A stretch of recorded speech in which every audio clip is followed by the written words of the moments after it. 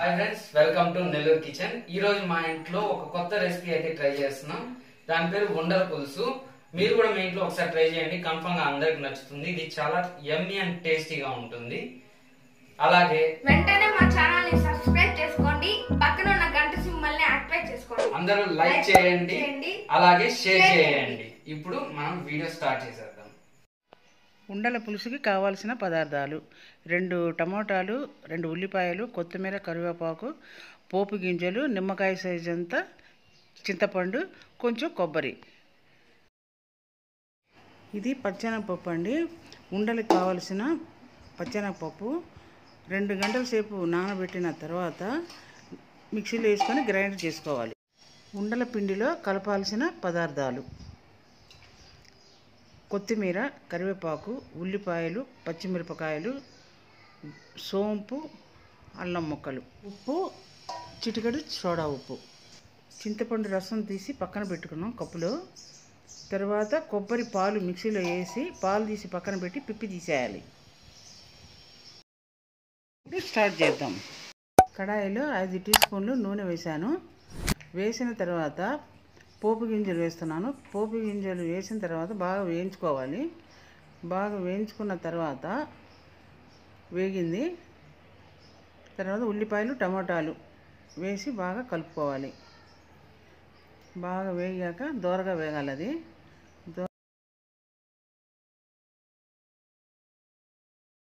కొంచెం వేగనిచ్చిన తర్వాత కొత్తిమీర, కరివేపాకు వేయాలి. అది వేగించిన తర్వాత ఇందులో తగినంత ఉప్పు వేసి కలపాలి. కలిపిన తర్వాత చిన్న స్పూన్ పసుపు వేసి దాన్ని కూడా కలపాలి. బాగా కలుపుకోవాలి. బాగా దగ్గరికి వేగాలి.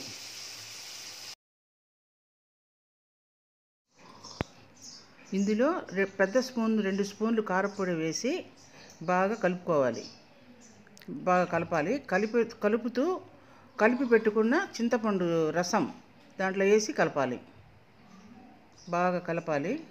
నీళ్లు 2 కప్పులు నీళ్లు పోసి బాగా మొత్తం బాగా కలిపి బాగా ఉడకనివ్వాలి. మూత పెట్టాలి. పులుసు ఉడికేలోపు మనం మిక్సీలో వేసుకున్న పిండిలో కొత్తిమీర, కరివేపాకు, సోంపు, పచ్చిమిర్చి, ఉల్లిపాయలు వేసి బాగా కలుపుకోవాలి. చిటికెడు సోడా ఉప్పు వేసుకోవాలి. తగినంత ఉప్పు వేసి కలిపి పక్కన పెట్టుకుందాం.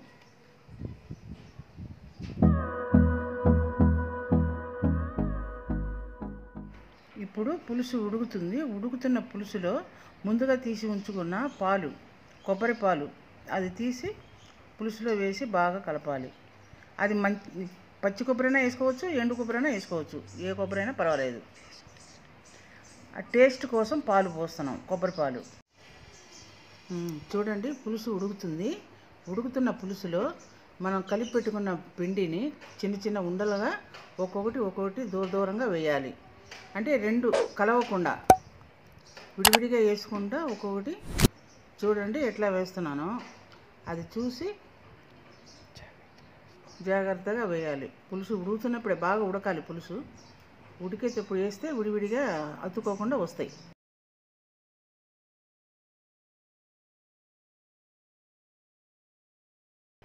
మొత్తం వేసిన తర్వాత కొంచెం ఇంగువ పైన చల్లండి.